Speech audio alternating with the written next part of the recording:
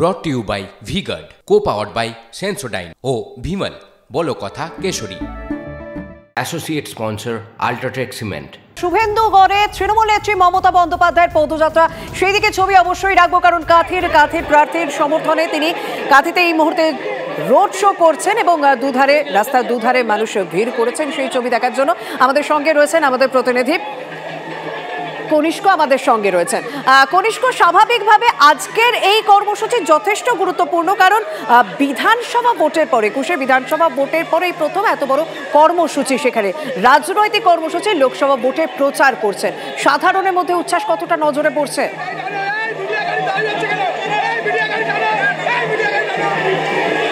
দেখো, একদমই যথেষ্ট তাৎপর্যপূর্ণ। 21-এর বিধানসভার পর, অর্থাৎ যদি একটু পিছিয়ে গিয়ে বলি, তাহলে এ যাবৎকালে অর্থাৎ তৃণমূল নেত্রী মমতা বন্দ্যোপাধ্যায় তৃণমূলের সরকার ক্ষমতায় আসার আগে থেকে এ যাবৎকালে কোনো মুখ্যমন্ত্রী অন্তত কাঁথি শহরের বুকে এসে এই ধরনের পদযাত্রা করেনি।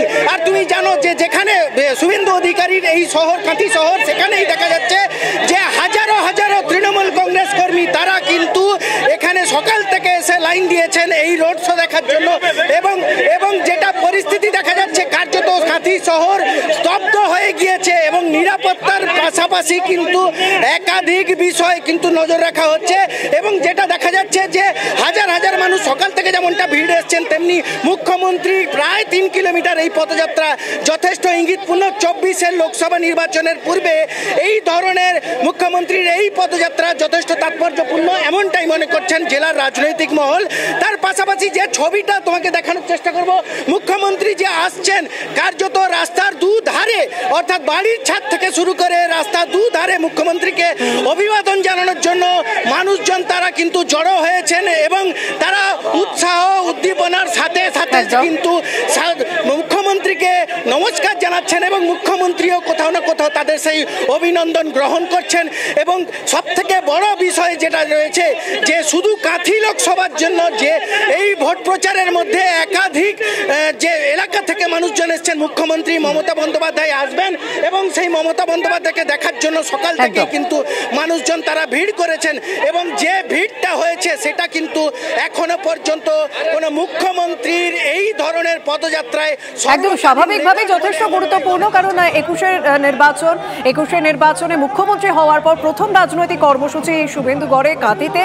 সেই কর্মসূচিতে সাধারণ মানুষের উচ্ছ্বাস নজরে পড়ার মতো এবং শুভেচ্ছা বিনিময় করছেন, প্রত্যেকের সঙ্গে কথা বলছেন। কিন্তু এর ঠিক আগে মানে কাঁথির যে রোড শোয়ের ছবি দেখা যায়, তার আগে হলদিয়াতে তিনি সভা করছিলেন। সেই সভা থেকে INDIA জোটকে বাইরে থেকে সমর্থন মন্তব্যের ব্যাখ্যা দিলেন। গতকাল আমরা শুনেছি মমতা বন্দ্যোপাধ্যায় তিনি বলেছিলেন INDIA জোট জিতলে মন্ত্রিসভায় থাকবে না, তারা তৃণমূল কংগ্রেস মন্ত্রিসভায় থাকবে না, বাইরে থেকে সমর্থন জানাবে। কিন্তু এই বক্তব্যের আজ ব্যাখ্যা দিলেন তিনি। ব্যাখ্যা দিয়ে কি বললেন একবার শোনা যাক।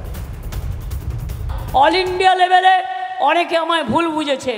আমি বলেছি বাংলায় কোনো জোট নেই, কিন্তু ইন্ডিয়ায় যে জোটটা ওটা আমি তৈরি করেছিলাম। ওই জোটটা দিয়ে আমরা সরকার তৈরি করব, আমরা জোটে থাকব, জোটে আছি আমরা। বিজেপি বলেছিল না অহংকার করে ইসবার 400 পার, মানুষ বলছে নেই হোগা 200 পার, এবার হবে পগার পার, এবার হবে পগার পার। তাই জেনে রেখে দিন, ইন্ডিয়া জোট এখানকার বাংলা CPM কংগ্রেসকে ধরবেন না, ও দুটো আমাদের সাথে নেই, ও দুটো বিজেপির সাথে আছে। আমি দিল্লির কথা বলছি। ইন্ডিয়া জোটকে নেতৃত্ব দিয়ে বাইরে থেকে সব রকম সাহায্য করে আমরা সরকার গঠন করে দেব। আমরা দুটি বক্তব্য আপনাদের সামনে তুলে ধরলাম। গতকাল তিনি স্পেসিফিক ভাবে বলছেন যে বাইরে থেকে সমর্থন দেওয়া হবে। আজ তার ব্যাখ্যা দিয়ে তিনি বললেন যে জাতীয় স্তরে, দেশের স্তরে তিনি ইন্ডিয়া জোটেই রয়েছেন, এই ব্যাখ্যা তাকে দিতে হলো। আমাদের সঙ্গে রয়েছেন এই মুহূর্তে কংগ্রেস মুখপাত্র সৌম্য আইচুরায়। সৌম্যদা, TV9 বাংলা থেকে শর্মিষ্ঠা আপনার সঙ্গে কথা বলছি। গতকাল তিনি বলছেন বাইরে থেকে সমর্থন, আজকে তিনি স্পেসিফিক করে বলছেন বাংলায় জোট নয় কিন্তু ইন্ডিয়ায় জোট রয়েছে। বাম এবং কংগ্রেসের সঙ্গে সেই জোটে তিনি ভেতরে রয়েছেন, জাতীয় স্তরে জোটে তিনি রয়েছেন। কিভাবে দেখছেন এই বক্তব্যকে তার? যখন যেরকম তখন সেরকম আর কি, মানে আমি আছি আমি নেই, আমি কখনো 42টায় প্রার্থী, আমি সারা ভারতবর্ষে বিজেপির বিরুদ্ধে কংগ্রেসের ভোট কেটে বিজেপির হাত শক্ত করব, পার্লামেন্টে বিল পাশ করতে সহায়তা করব, ভোট না থেকে অ্যাবস্টেন থেকে। আমি কখনো ইন্ডিয়া জোট তৈরি করেছি অথচ রাহুল গান্ধীকে এখানে সভা করতে দেব না। আমি ইন্ডিয়া জোটে আছি আবার নেই, মানে একটা অদ্ভুত পরিস্থিতি। This is called a political opportunism. যখন যেরকম তখন সেরকম বলেন, এটাকে বলে দেয়ালের উপরে বসে জল মাপা, যেদিকে জল ভারী হবে সেদিকে নেবেন, লাফ মেরে দেবেন। আসলে কিছুই নয়, ওনার এই পলিটিক্যাল অপরচুনিজম দেখে উনি দাদাকেও বার্তা দিচ্ছেন, দেখো আমি একটু বলছি বাইরে থেকে ভেতর থেকে, আমি নিজেই জানি না কখন কোথায়, তুমি ঘাবড়িও না, আমি তোমার সাথেও আছি। হ্যাঁ, তো এই হচ্ছে পরিস্থিতি। এটাতে উনি খুব পারদর্শী। সারা ভারতবর্ষের মমতা বন্দ্যোপাধ্যায় এবং তার দলকে রাজনৈতিকভাবে কেউ বিশ্বাস করে না, ফলে এখন উনি ক্যামোফ্ল্যাজ করার চেষ্টা করছেন আর কি। বেশ, ধন্যবাদ। আমরা কথা বললাম কংগ্রেস নেতা সৌম্য আইচ রায়ের সঙ্গে। সত্যি তাকে ব্যাখ্যা দিতে হলো কারণ তিনি সেই ব্যাখ্যা দেওয়ার সময় বলছেন যে জাতীয় স্তরে পুরো বিষয়টি তার বক্তব্যের ভুল বোঝানো হয়েছে, কিন্তু তিনি জাতীয় স্তরে জোটে রয়েছেন, INDIA জোটে রয়েছেন, কিন্তু বাংলায় বাম কংগ্রেসের সঙ্গে তার কোনো জোট নেই। তিনি বলছেন এই জোট তিনিই তৈরি করেছেন, তাই জাতীয় স্তরে INDIA জোটে তিনি রয়েছেন। কিন্তু গতকাল তিনি এই জোটকে বাইরে থেকে সমর্থনের কথা বলেছিলেন এবং বলেছিলেন যে মন্ত্রিসভায় তৃণমূল কংগ্রেস থাকবে না। আমাদের সঙ্গে রয়েছেন বাম নেতা বিকাশ রঞ্জন ভট্টাচার্য। বিকাশবাবু, আপনার সঙ্গে TV9 বাংলা থেকে শর্মিষ্ঠা কথা বলছি। গতকাল একরকম বললেন যে বাইরে থেকে সমর্থন দেব, আজ স্পেসিফিক বলছেন জাতীয় স্তরে জোটে আছে কিন্তু বাংলায় বাম কংগ্রেসের সঙ্গে জোটে নেই। কিভাবে দেখছেন বিষয়টি? আবার আগামীকাল আরেকটা কথা বলবেন, তো কোনো মস্তিষ্কে স্থিরতা নেই, চিন্তা ভাবনার কোন রকম সাযুজ্যও নেই। উনি আগে বললেন যে জোটে থাকবো না, কেন CPM এবং কংগ্রেস জোটটাকে চালাচ্ছে, আমরা কেউ পাত্তা পাচ্ছি না, আমরা থাকবো না। তারপর এখন নির্বাচন যত ঘন ঘন এগিয়ে আসছে, CAA সমর্থন করে বসলেন, বিজেপির সঙ্গে জোটের রাস্তাটা পরিষ্কার খোলা রাখলেন, আর মানুষকে বিভ্রান্ত করার জন্য এখনো বলে যাচ্ছেন উনি ইন্ডিয়া জোটে আছেন। ভারতবর্ষে বাংলা ছাড়া ওর কোথায় অস্তিত্ব কোথায় আছে? বাংলায় যদি না থাকে তাহলে ওর অস্তিত্ব কোথাও নেই। সুতরাং ওই সমস্ত কথা বলে ভাবছেন উনি ভোটারদের বিভ্রান্ত করবেন, আর বিভ্রান্ত করার মতো জায়গা নেই। এখন ওর ওই অস্থির মস্তিষ্কে স্থিরতা আনার জন্য চিকিৎসা জায়গা পাঠানো দরকার। বেশ, ধন্যবাদ। আমরা কথা বললাম CPM সাংসদ আইনজীবী বিকাশ রঞ্জন ভট্টাচার্যের সঙ্গে এবং স্বাভাবিকভাবে বাম এবং কংগ্রেসের রাজ্য নেতৃত্বের সঙ্গে কথা বললাম। তারা স্বাভাবিকভাবেই সমালোচনা করছেন।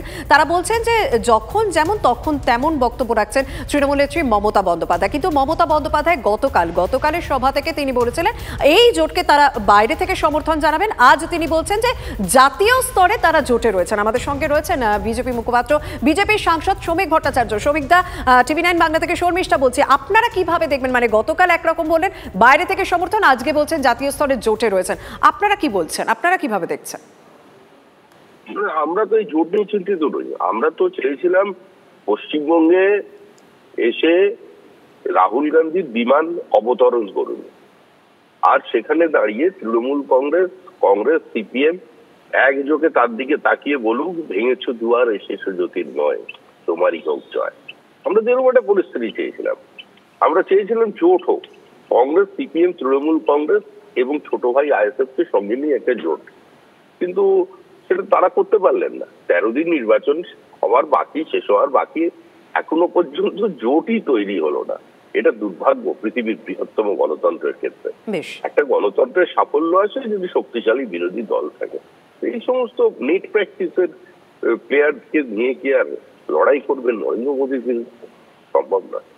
ধন্যবাদ।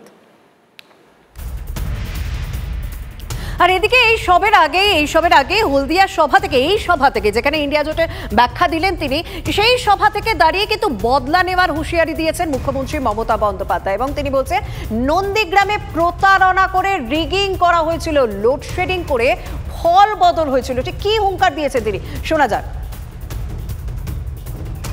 আমাকে প্রতারণা করা হয়েছে, আমার রিগিং করা হয়েছে, টোটাল ভোট লুট করা হয়েছে। সেদিন ডিএম এসপি সবাইকে চেঞ্জ করে দিয়ে বিজেপি ক্ষমতায় আছে বলে গায়ের জোরে ইলেকশন কমিশনের সাহায্যে ডিএম চেঞ্জ করেছিল, এসপি চেঞ্জ করেছিল, আইসি চেঞ্জ করেছিল, আর ইলেকশন হয়ে যাওয়ার পরেও লোডশেডিং করে দিয়ে রেজাল্ট পাল্টে দিয়েছিল। আমি আজ নাও কাল এর বদলা তো নেবই। কিভাবে নেব, কেমন করে নেব, সেটা আগামী দিন পথ দেখাবে। চিরকাল বিজেপি থাকবে না, চিরকাল সিবিআই কোলে রেখে দেবে না, চিরকাল ইডি গায়ে কোলে রেখে দেবে না, চিরকাল ইনকাম ট্যাক্স কোলে রেখে দেবে না।